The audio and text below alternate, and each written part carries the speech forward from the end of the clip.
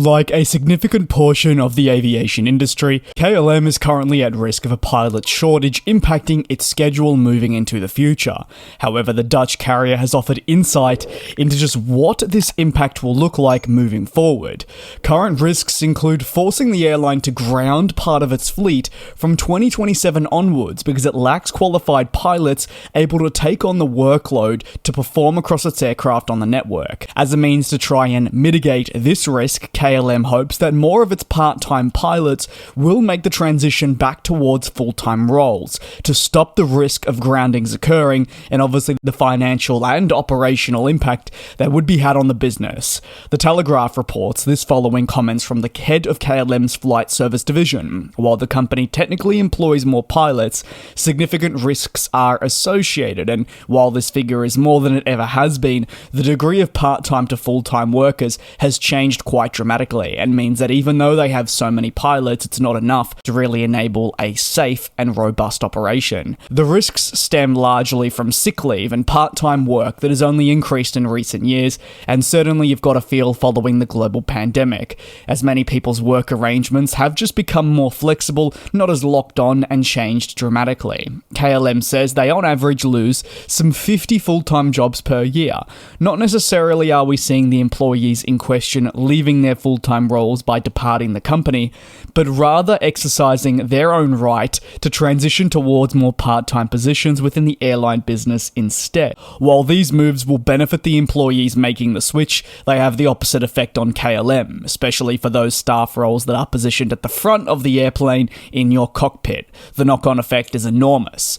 KLM is also not necessarily able to push back on those that are actually making the switch in their frequency of work. Reports and industry insiders state that based on employees' legal rights, as I touched on a little bit earlier, this is something that they're allowed to do, but it does complicate matters for the airline in question. Arguably one of the biggest focuses across our industry in the last decade, I know there's been many, but there has been one reoccurring theme, and that is the continued knowledge of a prospective pilot shortage that is driven for many reasons.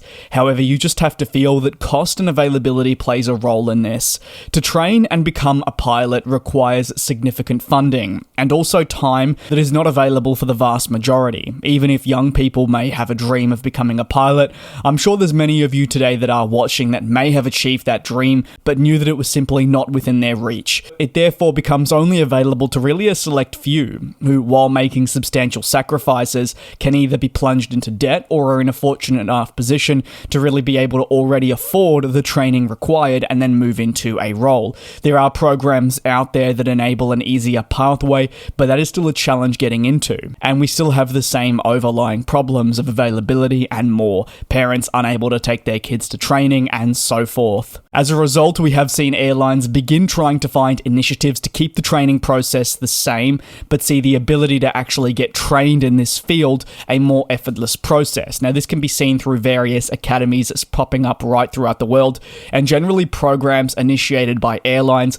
that are encouraging people to really take the leap forward, follow their ambitions with the backing of the airline in question that they would hopefully then one day begin flying for. It's a complicated process, and I know firsthand over the last 10 years or so of running this channel, there are many people that would have moved from a teenage age like myself up to a fully fledged adult, scary I know, and may have 10 years ago had a view of becoming a pilot, and now 10 years later known that that was completely out of reach. The concerns for KLM, well, as I touched on, the pilots moving to part-time are mainly affecting the airline's operations, but where? KLM says it's specifically hurting their long-haul flights, and given the importance here, the reduction of staff does have an effect.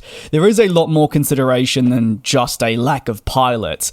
Unfortunately, KLM falls under a geographical positioning that has seen Russian airspace closures affect its ability to serve specific markets in the most optimal manner, and you just say more importantly, the manner of which it conducted it before the airspace closures and before the pandemic. These closures have resulted in detours being required, adding hours and complexities to the operations, requiring pilots to work more hours, which becomes a bit of a problem.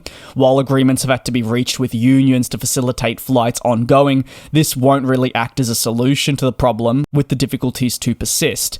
If nothing can be achieved, the airline has confirmed that groundings will have to occur from 2027 onwards, and while this would only be considered to be a last resort, It will fundamentally be required if nothing can be sorted in the next 2 years, and it's something KLM has to prepare for in an industry that is tight on specific positions, and especially with many moving towards part-time roles. Let me know your thoughts, really focusing in on the transition of many employees from full-time to part-time, as well as maybe your opinions on the lack of pilots and the difficulties in actually getting into this field, alongside how it just becomes out of reach for so many. Thanks for watching, take care, and I'll see you tomorrow. And we'll fly.